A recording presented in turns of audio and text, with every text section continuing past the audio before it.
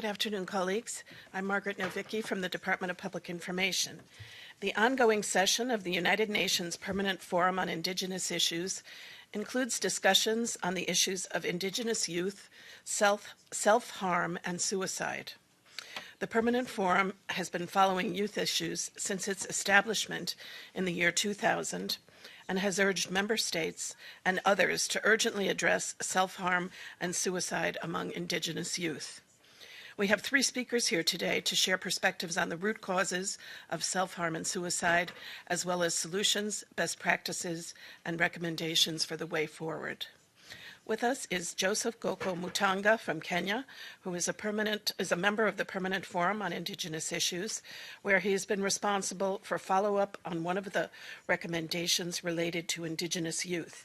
He is also an expert in biodiversity conservation, and as leader of the Kenya Resource Center for Indigenous Knowledge, has been engaged in conveying Indigenous traditional knowledge to youth. Also with us is Dalí Zapotec from Oaxaca, Mexico. She is co-chair of the Global Indigenous Youth Caucus and the coordinator of the Commission on Youth and Indigenous Children for the Sierrana organization in Oaxaca. And third, we have with us Sarah Lynn Olayok Jancke, a young Inuk woman from Canada, and she is the Arctic focal point to the Global Indigenous Youth Caucus. She is also vice president of the National Inuit Youth Council and has been engaged in activities to prevent suicide and self-harm among Indigenous youth in her community. Each of the speakers will make brief remarks, and then we'll take your questions. And I'd like to begin by calling on Joseph Mutangah first. You have the floor. Thank you, Madam. On behalf of the Permanent Forum, United Nations Permanent Forum on Indigenous Issues, we are here to discuss a very important item on this of self-harm and suicide among the indigenous people.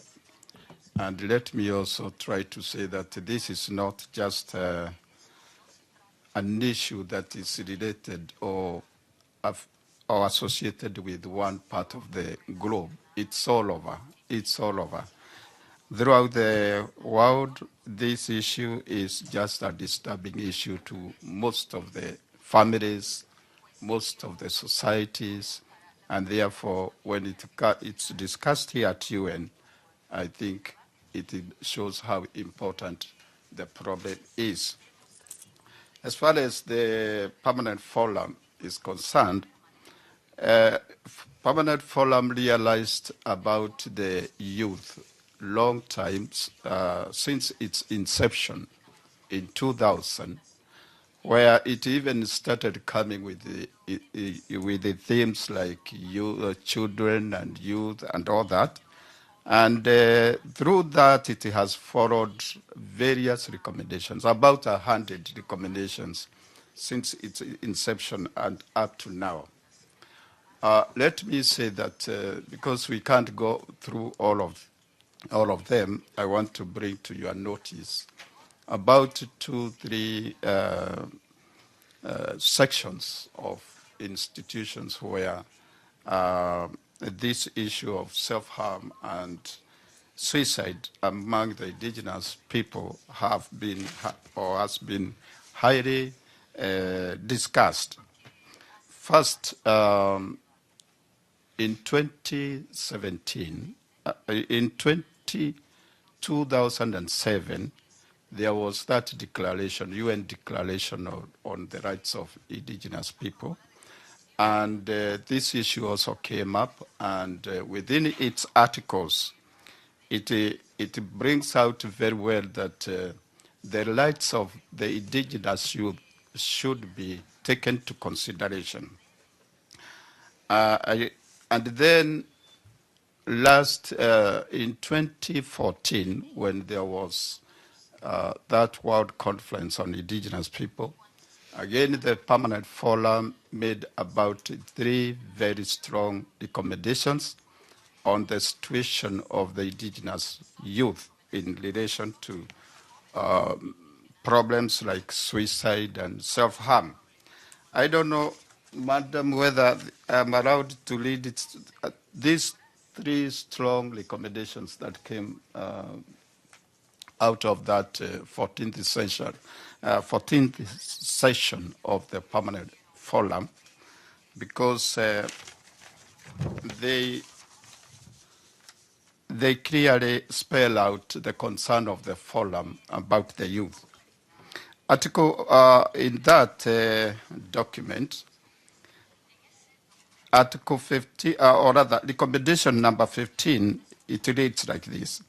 The Permanent Forum therefore urges the World Health Organization to develop a strategy and a program to tackle self-harm and suicide among the indigenous children and youth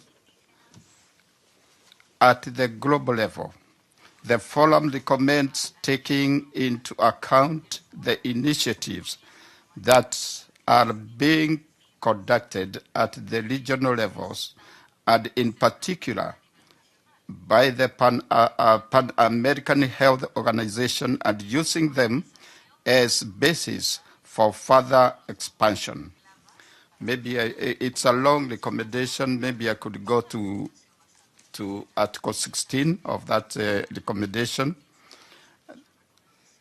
The Permanent Forum recommends, now this is another recommendation also relating to this subject. The Permanent Forum recommends that the United Nations Children Fund develop and adopt a comprehensive and distinct policy on indigenous children and young people, taking into account the human rights affirmed in the United Nations Declaration and in consultation with collaboration with indigenous peoples and indigenous children and youth organizations.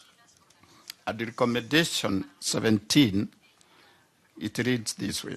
The Permanent Forum recommends that the envoy of the Secretary General on Youth, in collaboration with indigenous young people, urgently address self-harm and suicide among indigenous young people, and invites him to inform the forum on progress in that regard. Now, this happened yesterday when the UN envoy on youth came. He addressed the conference, and he said the initiatives he's taking to address this issue.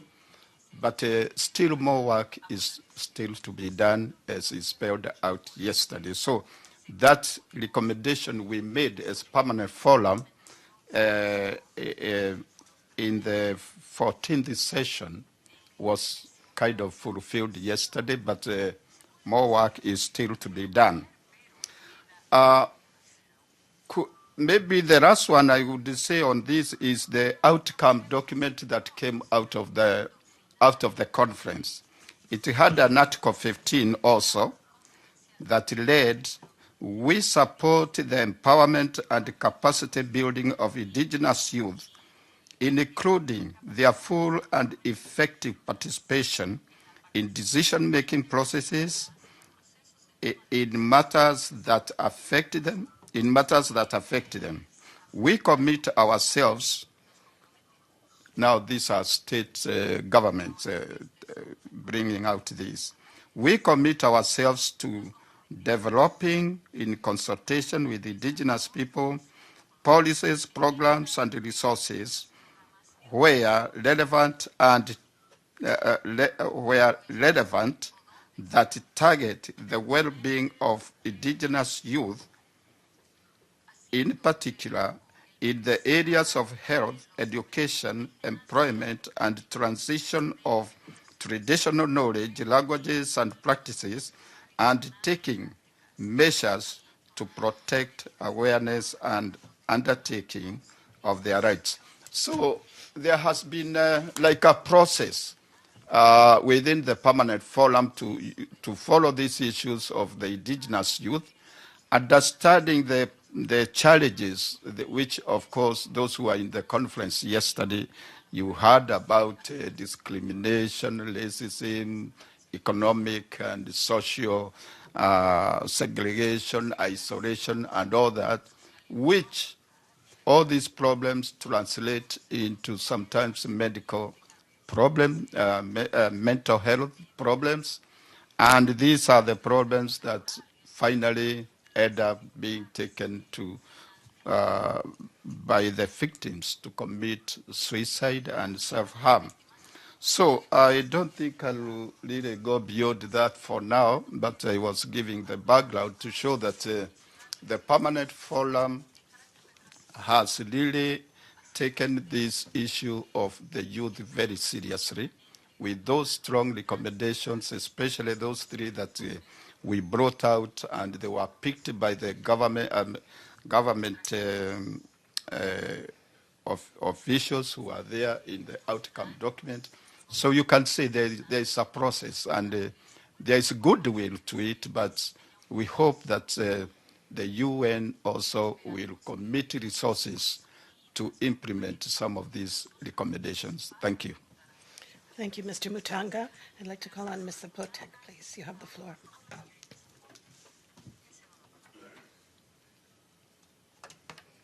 El pueblo indígena es zapoteca, para corregir. Okay. Bueno, agradecer por este espacio para poder compartir algunos acuerdos y recomendaciones a los que llegamos dentro del Caucus de Jóvenes Indígenas. Yo soy de Oaxaca, México, soy zapoteca. Antes de venir aquí a la sesión del Foro Permanente, así como lo hacemos nosotras en Centroamérica, así las otras regiones de las 7 regiones socioculturales del mundo se preparan y traen todos sus aportes y todos sus insumos a este espacio para llegar a un acuerdo y a un consenso colectivo en relación a las recomendaciones que se presentan. En nuestro caso, por ejemplo, el 3 y 4 de octubre, tuvimos una reunión en Oaxaca, México, la Red de Jóvenes Indígenas de Centroamérica y México, donde pudimos analizar y discutir cuáles son nuestras prioridades y nuestras demandas como juventud indígena y así poder traer un consenso a esta sesión del Foro Permanente. De igual manera, todas las hermanas y hermanos de otras regiones pudieron también consensar y traer aquí sus recomendaciones previamente. Les estoy hablando de que a pesar de que el Caucus Global de Jóvenes Indígenas sea global, los jóvenes que están participando vienen del ámbito local y comunitario y con experiencias vivenciales. Y en base a esas experiencias vivenciales es que se construyen las recomendaciones y las propuestas. Nosotros tuvimos la oportunidad de reunirnos el día 8 de mayo y hemos estado reuniéndonos todos estos días a las 8:30 de la mañana para poder recoger las recomendaciones de todo el Caucus Global de Jóvenes Indígenas. Y fue así que el día de ayer pudimos tener 3 intervenciones en donde analizábamos que no podemos ver el tema de autolesión y de suicidio de jóvenes indígenas como un tema aislado de los demás. Para entender la situación de la juventud indígena, tienes que tomar en cuenta la situación política, la situación social, el contexto geográfico en el que te desenvuelves, las experiencias vivenciales, por ejemplo, de las hermanas, es diferente a lo que vivimos en nuestra región. Entonces, es muy importante tomar en cuenta todo este contexto y no solo reducirlo, porque muchas veces hemos visto que se reduce el tema de suicidio y autolesión a una cuestión meramente de salud mental. Entonces nosotras decíamos, bueno, ¿y qué pasa con la tierra y el territorio? ¿Qué pasa con aquellos jóvenes indígenas que están viviendo desplazamiento forzado, que tienen que emigrar a las grandes ciudades, que tienen que vivir racismo y discriminación? ¿Qué pasa con aquellos jóvenes que viven en conflictos armados, donde hay militarización al interno de sus comunidades, donde violan sexualmente a las niñas y a los niños indígenas? ¿Qué pasa con esa serie de situaciones? Esa serie de situaciones va agravando el autoestima de los jóvenes, va agravando la identidad de los jóvenes. El alejarte de tu territorio, de tu tierra, también vas perdiendo tu identidad.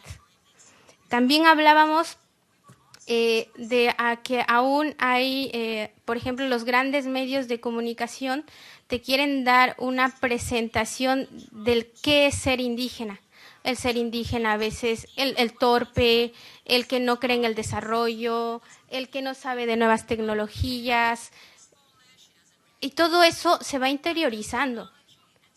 Y entonces decíamos, tiene que haber una modificación dentro de los medios. Tenemos que acabar con esos conceptos erróneos del ser indígena, porque eso está también lastimando a las juventudes indígenas.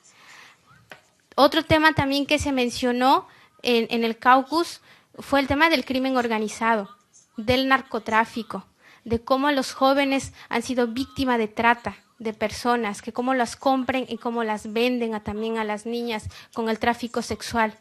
Eso también a nosotros nos preocupa.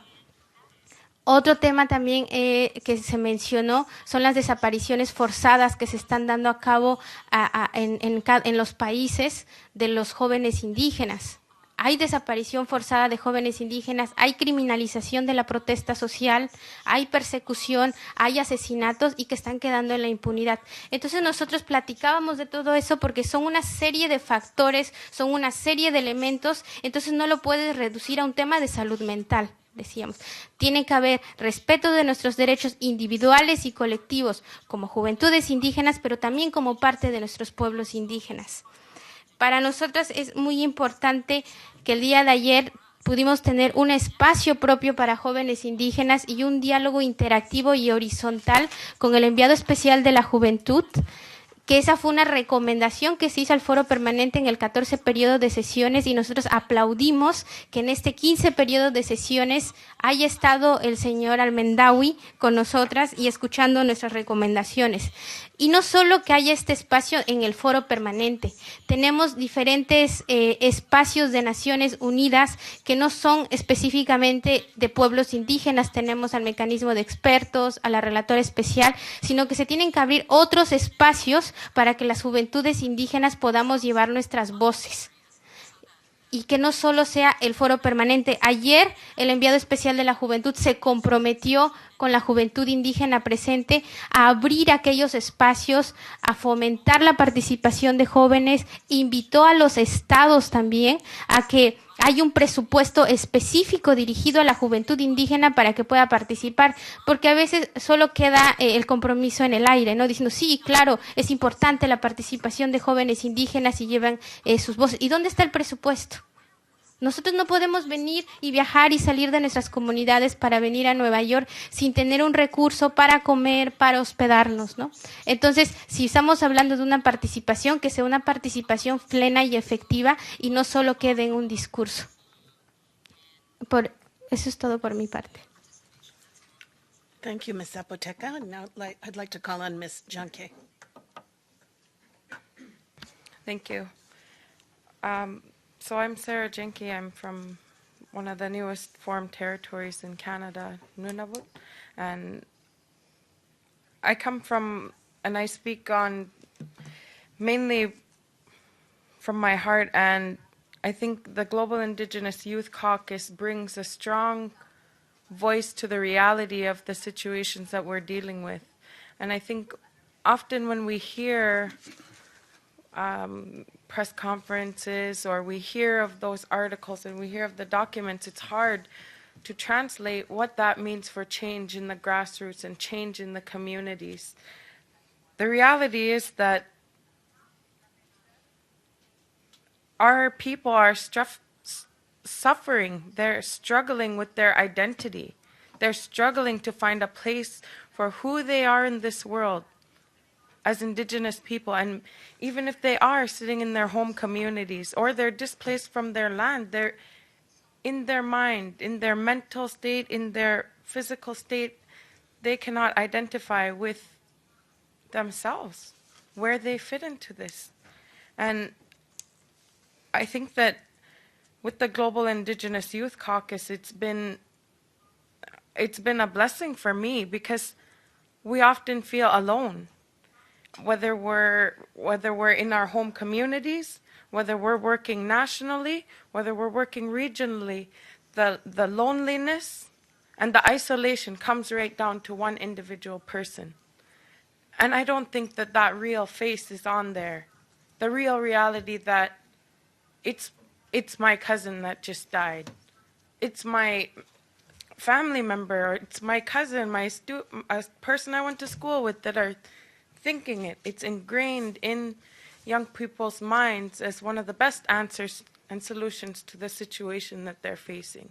Whether it's the struggles they're facing with the society, with their family, with issues all around, it becomes the answer. And I don't understand how we've gotten to the point where we have all these structures, we have Indigenous people included in the UN, and we have governments that support our rights in our communities, and we're still struggling.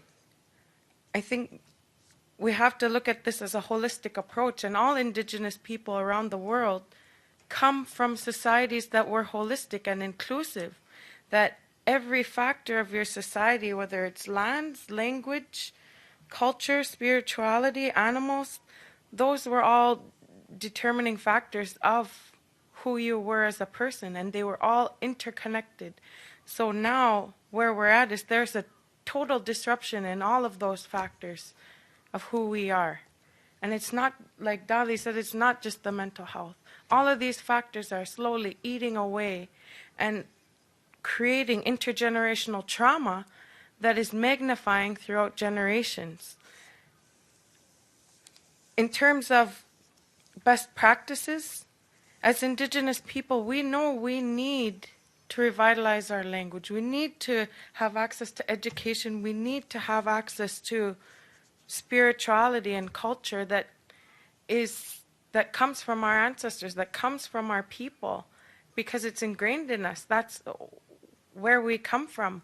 But we also have to define for ourselves and create hope for the future, and create a vision for where we want to be.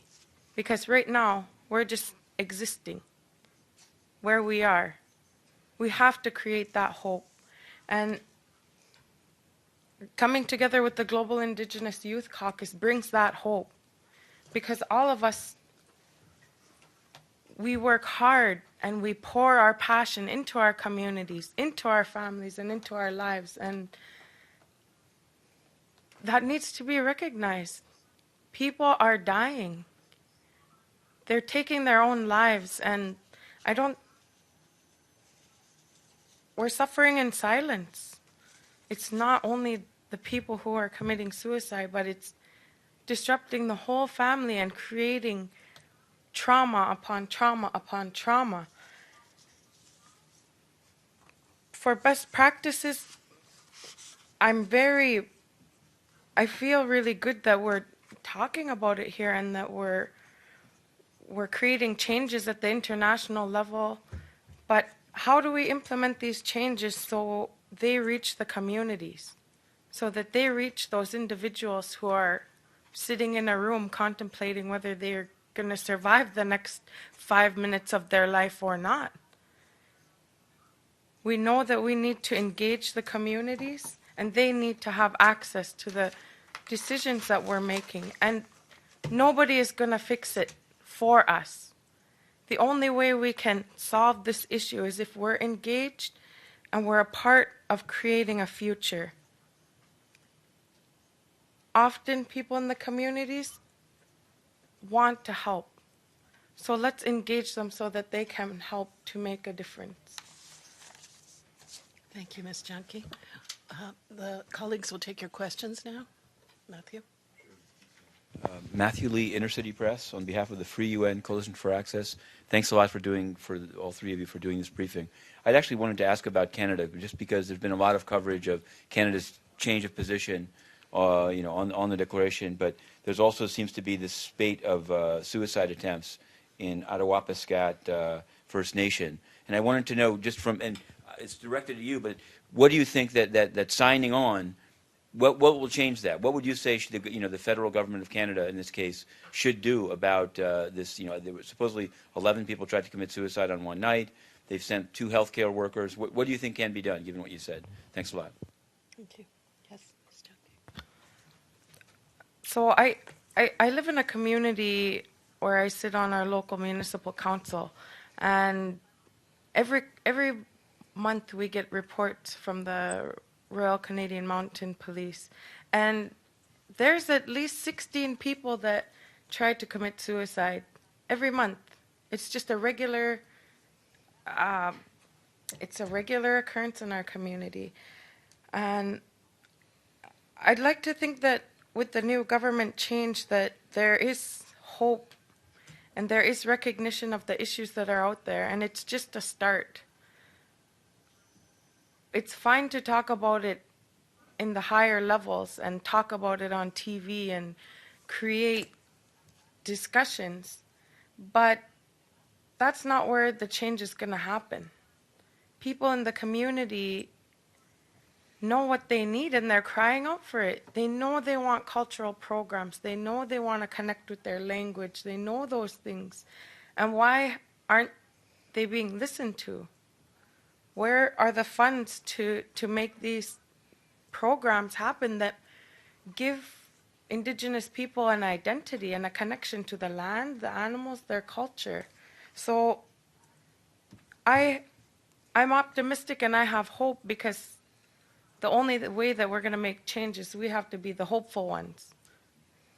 Because this isn't an issue where we can look at the other side. We can only move forward and be hopeful. So I think, in my feeling, there's a change and transition that we're in, and we have to continue to push the real message from the grassroots. Thank you. Next question. Yes, sir. Thank you. Mauricio Guerrero, Mexican News Agency. So can you tell us what happened with the recommendations issued by the forum in 2014, specifically to UNICEF and to WHO?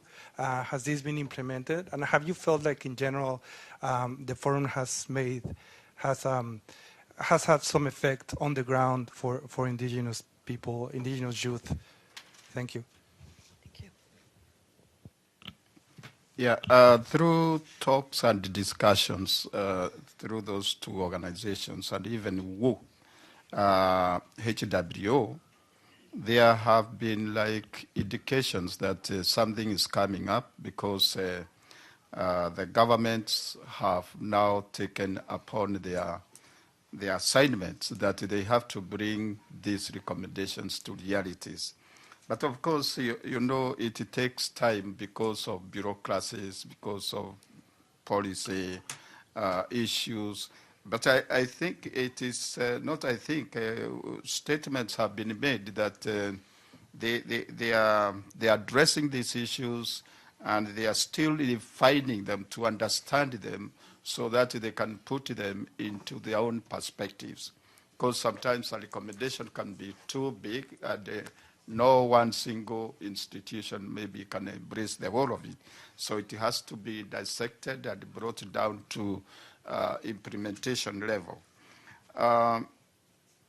May I also say that why we make these recommendations is because, you know, at UN level, we are dealing with the policy issues. And it's upon acceptance by the UN General Assembly that these recommendations now become state policies. So there are 2-3 things that why these recommendations have, or what the forum has been trying to follow.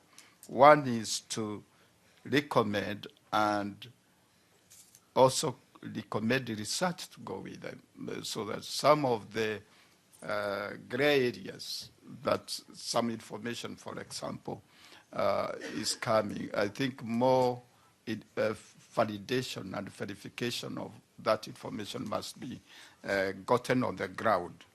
Then the other one is to influence policies, as I have just said, that through UN recommendations, once these recommendations have been adopted by the General Assembly, they are relayed to the, first of all, to the agencies, UN agencies that are dealing with implementation of these recommendations, and down to even state governments.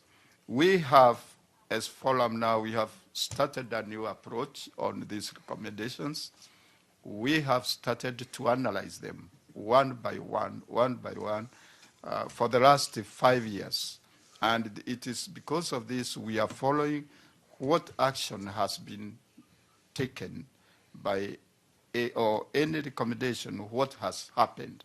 We started that last year, and each one of us has been given an assignment to follow these recommendations, because there is no need, like she called me a father, so I call her my daughter. Like what she has said, the name is Sarah. What Sarah has said is very important. Policies are made at this level, but when you go on the ground, what's happening? So that's why we have started from last year to analyze these policies, see whether they're effective or they are just said and people go. And we came to find that there were so many that nobody has an idea what has happened. So yes, I think through the current system of analysis of these policies, we have also started to contact the institutions that were to implement these policies. And we are getting responses, maybe where they are, maybe they are stranded by floods or whatever. And this is what we want.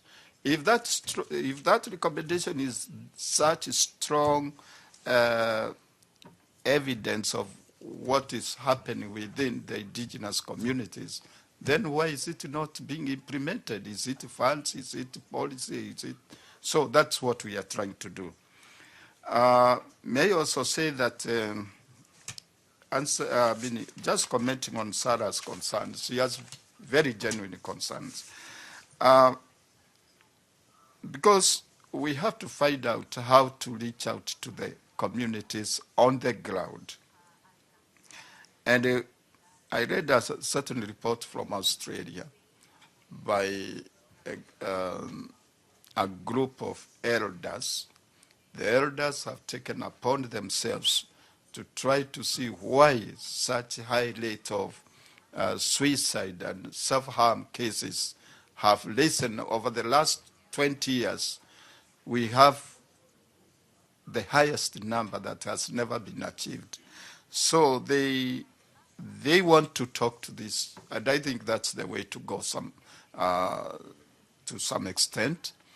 The elders must work with the youth, because like Sarah said, that many people have mentioned in the forum, or rather in the conference, there is a disconnect between the current generation and the past generations.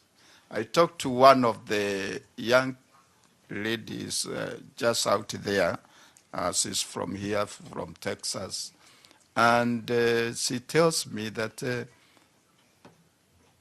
so many generations, there is a kind of information erasing. A certain big, important information was erased when colonization came in.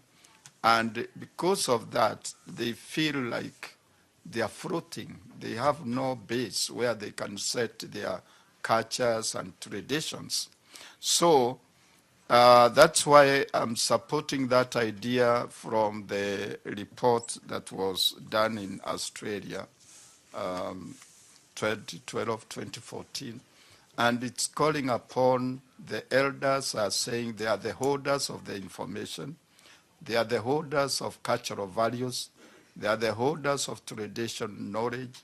And they should be empowered to teach the young generations about these values.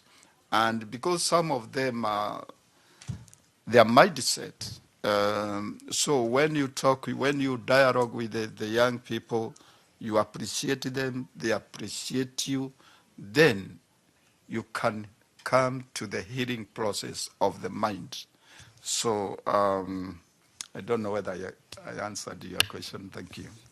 Thank you. I'm sorry we're going to have to wind up this press conference, but I just wanted to ask if Ms. Zapoteca or Ms. Jancke have any quick final words. Mi nombre es Dalí, mi pueblo indígena es Zapoteca, nada más para aclarar. Bueno, y nosotros al interno del Caucus hablábamos esta mañana también que para nosotros es un gran avance que el día de ayer hayamos podido tener un espacio específico para jóvenes y de un diálogo con el enviado especial de la juventud. El año pasado pudimos venir, pero nos reunimos con el enviado especial de la juventud afuera de la ONU. Nos reunimos en sus oficinas y este año tuvimos ya una sesión más oficial, pudimos tener un diálogo interactivo donde pudimos nosotros, no solo porque luego se viene, se lee el documento, pero ya no puedes tener como la respuesta de la otra persona que está al frente de ti. Entonces, esta vez se tuvo la oportunidad de crear ese diálogo donde él nos escuchó y también nos dio recomendaciones. Eso para nosotros es un gran avance y que esperemos que no solo sea en esta sesión, sino también sea en las próximas sesiones. También es muy importante que las juventudes indígenas se organicen desde la base, desde el ámbito comunitario, desde el ámbito local, para poder venir a estos espacios internacionales, porque de nada sirve que vengas a estos espacios internacionales sin conocer la realidad local. Un discurso es fácil de decir, pero que tú conozcas la realidad de tu comunidad, que conozcas las vivencias de los jóvenes y que recojas las voces de los jóvenes, eso sí tiene impacto aquí. Traer y recoger las voces colectivas de los jóvenes indígenas, sus realidades y sus vivencias. Thank you. Ms. Jancke? Thank you. I just want to thank both of the panelists. That was really inspiring. And just to add on to what my friend said here is elders connecting with youth.